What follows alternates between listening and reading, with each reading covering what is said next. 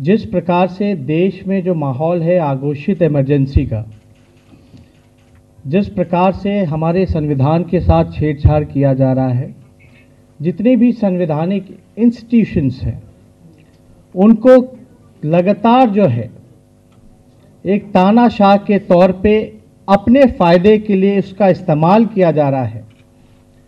देश में जिस प्रकार से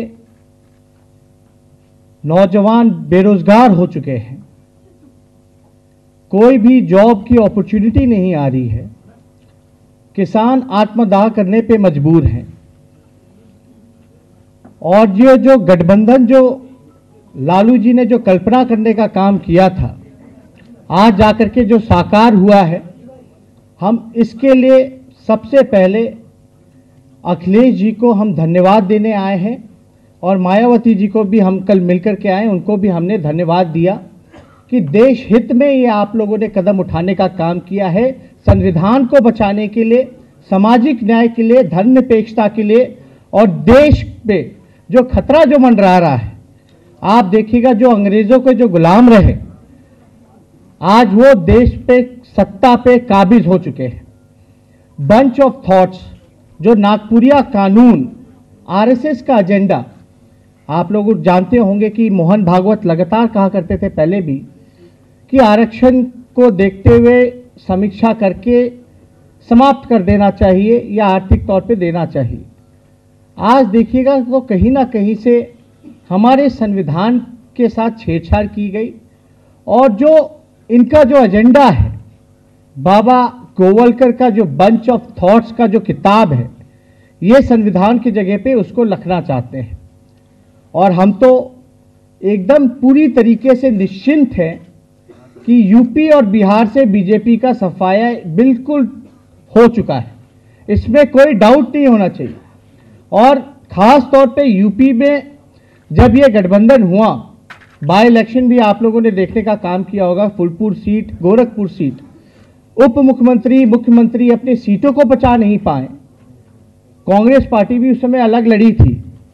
आप देखिएगा काफ़ी बड़े तादाद में लोगों का समर्थन इस गठबंधन को मिला, और मुझे पूरा विश्वास है, यूपी की जनता पर विश्वास है कि आने वाले चुनाव में ये पूरी तरीके से इस गठबंधन को समर्थन देने का काम करेंगे। और ये मैसेज जो है, जो संदेश जो है इस गठबंधन का, ये सिर्फ यूपी में ही नहीं गया है, ये बल्कि पूरे देश में गया है। और आगे आने वाला जो रास्ता यूपी और बिहारी तय करेगा कि सेंट्रल गवर्नमेंट में या सत्ता में कौन आने जा रहा है, बैठने जा रहा है। हम निश्चिंत हैं इस बात को लेकर के। अगर आप लोग देखेंगे तो 120 सीटें, 80 सीटें यूपी में और 40 सीटें बिहार में, और झारखंड को भी अगर हम जोड़ ले तो 14 सीटें वहाँ की अगर ले लेते हैं तो 100 है। बीजेपी के पास अभी लगभग एनडीए के पास 125 सीट के आसपास, 115-118 सीट के आसपास ये सीटें हैं करेंटली सिटिंग। ये गठबंधन होने से आप समझिए बिहार में जिस प्रकार से हम लोग मजबूत हुए हैं, वहाँ जिस प्रकार से हम लोगों का महागठबंधन बना है, और झारखंड में भी जिस प्रकार से एकजुट हो रहे हैं लोग, मुझे पूरा विश्वास है कि बीजेपी तो ऑटोमेटिकली आप समझिए कि 100 सीट माइनस पे चली जाएगी। और बाई इलेक्शन में ही बीजेपी अल्पमत में हो गई थी, पहले वो बहुमत अपने बलबूते पे थी, लेकिन बाई इलेक्शन के रिजल्ट के बाद वो अल्पमत में चली गई, और भारी नाराज़गी लोगों की है। मजदूर हो, किसान हो, हर जात का लोग हो, हर धर्म का लोग हो, हर वर्ग का लोग हो, बीजेपी से कोई खुश नहीं। बीजेपी के लोगों ने बहुत बड़े बड़े सपने दिखाने के काम किया। बिहार को भी आए थे ठगने, वहाँ तो बिहार की बोली लगा दी गई थी। चुनाव में 2015 के उन्होंने बोली लगाई प्रधानमंत्री जी ने कि बिहार को वो स्पेशल पैकेज देंगे, 70,000 करोड़ दूं, 80,000 करोड़ दूं, 90,000 करोड़ दूं, चलो 1.25 लाख करोड़ का पैकेज दिया। आज तो हम अपने चाचा नीतीश जी से पूछते हैं, आप मुख्यमंत्री हो, साथ में चले गए धोखा देके, जनादेश का अपमान करके। आप पूछिए, डबल इंजन की सरकार है वहाँ केंद्र में, और बिहार में बड़े अरसे बाद सरकार जो है बनी एक ही गठबंधन की, लेकिन बिहार को जो उन्होंने वादा किया वो भी नहीं देने का काम किया। एक पैसा उस पैकेज में से एक पैसा नहीं देने का काम किया। Narendra Modi ji has promised that he will be giving Bihar special status, लेकिन उन्होंने स्पेशल राज्य के बारे में साफ बोल दिया कि बिहार जैसे राज्य को हम नहीं दे सकते। आप देखिए, जब आरक्षण आप स्वर्ण गरीबों के लिए आप प्रावधान कर सकते हो कानून को, तो आप बिहार को विशेष राज्य का दर्जा क्यों नहीं देते? बहाना आप बनाते हो कानून का। तो आप देखिएगा, ये पूरी तरीके से नरेंद्र मोदी जी का जो agenda, make in India, smart cities, Ganga सफाई योजना, ये जितने भी योजनाएं थे, 15-15 लाख रुपए देना, हर साल नौजवानों को 2 करोड़ रोजगार देने का, एक भी प्रोमिसेस, एक भी वादा उन्होंने पूरा नहीं किया। काम क्या करते हैं? आजकल देश में क्या सुनने को मिलता है? लिंचिंग होते हैं हर जगह, मॉब लिंचिंग हो रहा है, सोसाइटी को कम्युनलाइज किया जा रहा है, जहर फैलाया जा रहा है, और जातिवाद का पूरी तरीके से, जितने बड़ी बीजेपी और आरएसएस के लोग जातिवादी हैं, मेरे ख्याल से और कोई नहीं हो सकता।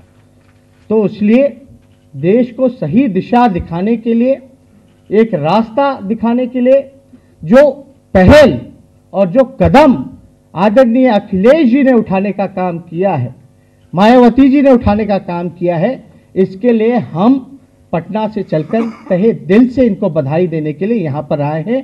और ये देखिएगा, इनका ये जो कदम है, आगे चल करके देश इसको मानने का काम करेगा और इनको बधाई देने का काम करेगा कि आप लोगों ने जो कदम उठाने का काम किया है, जिससे इन लोगों से, नागपुरिया कानून से जो बचाने का इन लोग काम करेंगे, सब लोग इनको याद करेंगे। और एक ऐतिहासिक फैसला, मैं कहता हूं, ये ऐतिहासिक फैसला, बिहार में भी कोई नहीं सोचता था कि लालू जी और नीतीश जी एकजुट हो जाएंगे, लेकिन एकजुट हुए।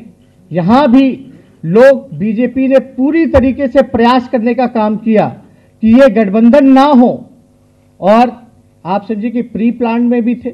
हम लोग तो केस मुकदमा झेल ही रहे, सीबीआई, ईडी।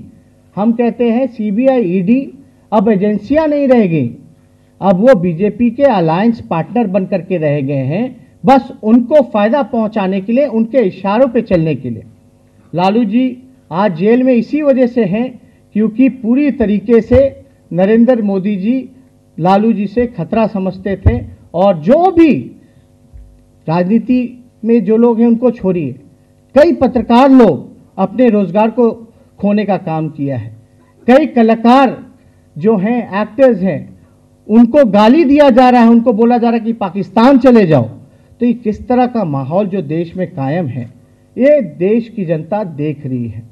तो इसलिए आज हम ज़्यादा कुछ नहीं कहेंगे, लेकिन जिस प्रकार से सीबीआई, ईडी हम लोगों के ऊपर, हम लोगों पे भी केस मुकदमा किया है, जब मेरा मूंछ भी नहीं था तब का एलिगेशन है 2005 का, उस समय मैं 13 साल का था, तब भी मेरे पर मुकदमा चल रहा है और मैं झेल रहा हूं। लेकिन इनसे झुकने की बात नहीं है, कॉम्प्रोमाइज करने की बात नहीं है, इनसे सच में ईमानदारी से मजबूत होकर के इनसे लड़ाई लड़ने की जरूरत है। और मुझे पूरा विश्वास है कि आने वाले समय में जितना भी ये टारगेट कर रहे हैं इमेज को लेकर के, एक परसेप्शन, एक बिल्डअप करने का एक तरीका चला हुआ है कि इनको नेगेटिव पब्लिसिटी दो, इनका परसेप्शन खराब करो। आने वाले समय में जब चुनाव खत्म हो जाएगा तो आगे चल करके आप सब लोगों को पता चल जाएगा कि कौन कितना बेईमान था और हमारे चौकीदार कैसे, कितनी बड़ी बेईमानी इन्होंने करने का काम किया। सिर्फ जनता के साथ नहीं, पूरे देश के साथ इन्होंने धोखा करने का काम किया है, जुमलेबाजी करने का काम किया है। आने वाले वक्त में जनता इनको मुंहतोड़ जवाब देने का काम करेगी। और हम लोगों का जो भी संगठन यहाँ है उत्तर प्रदेश में, हम लोग पूरी मजबूती के साथ, जो भी बल है हमारा यहाँ पर, इस गठबंधन को हम लोग समर्थन देने का काम करेंगे। बहुत बहुत धन्यवाद। और पुनः मैं अखिलेश जी को दिल से बधाई देने का काम करता हूँ। बहुजन समाज पार्टी की नेता आदरणीय मायावती जी, समाजवादी पार्टी को तो आपने बधाई दी है, लेकिन सही मायने में जब आप आए हैं और बधाई दी है तो जनता के बीच में एक संदेश गया है कि इस गठबंधन को सीमेंटिंग करने का काम और हम लोग करेंगे, और आप लोग इसी तरीके से सहयोग देंगे तो जनता भी पूरी तरीके से खड़ी दिखाई देगी। हालांकि पूरे देश की जनता नाराज है, किसान दुखी है, नौजवानों के रोजगार छीन लिए, नौकरी का कोई भरोसा नहीं, देश के व्यापारियों को संकट में डाल दिया। आज हर वर्ग के लोग भारतीय जनता पार्टी को हटाना चाहते हैं। उत्तर प्रदेश में गठबंधन हुआ है, इसकी खुशी पूरे देश में है। दिल्ली से लेकर के कलकत्ता तक और पूरे देश में भारतीय जनता पार्टी के खिलाफ हर जगह लोग खड़े हैं। इसलिए क्योंकि 4.5 साल या 5 साल में हर वर्ग को धोखा दिया है। यहां के लोग खुश हो जाएं, दिल्ली और कलकत्ता के लोग अगर खुश हो जाएं, तो अगर आप बुलेट ट्रेन दे देते तो शायद खुश हो जाते। आपने जो बुलेट ट्रेन दी बीजेपी की सरकार ने, वो अहमदाबाद से लेकर के मुंबई तक दे दी। उस समय भी हमने मांगा था कि जो बुलेट ट्रेन है वो दिल्ली से चले, लखनऊ आए, लखनऊ से पटना जाए, पटना से रांची जाए, रांची से कलकत्ता जाए। क्योंकि आपने इस इलाके को बुलेट ट्रेन नहीं दी है, तो यही इलाका सबसे ज्यादा आपसे नाराज है। और नाराजगी तो भाषा में दिख रही है। हमारे मुख्यमंत्री अच्छे हैं जो बीजेपी का संदेश देते हैं। पहले उन्होंने कहा ठोक दो, और ठोक दो का असर यह हुआ कि जनता किसको ठोके, पुलिस किसको ठोके, वो सोच ही नहीं पाए। फिर मुख्यमंत्री जी की भाषा और बीजेपी के लोगों की भाषा रही कि ये तो सांप छछूंदर हैं। वो भी परिणाम देख लिया। एक जगह मुख्यमंत्री जी ने कहा और बीजेपी के लोगों ने कहा कि दम हो तो आके दिखा दो। वहां भी जनता ने जवाब, अभी अभी अखबारों में कुछ छपा है, ऐसा छपा है कि पढ़ें तो समझ में नहीं आता कि क्या करें इसका। अरे भाई, हम क्यों नाक रगड़ेंगे? हमारी सरकार थोड़ी जा रही है। जिसकी सरकार जाएगी वो नाक रगड़े। और मैं भरोसा दिलाना चाहता हूं बीजेपी के लोगों से कि वो कितना भी कुछ कह लें, हम अपनी समाजवादी लोग भाषा नहीं बदलेंगे। वो चाहते हैं कि भाषा बदल जाए, लेकिन हम भाषा नहीं बदलेंगे।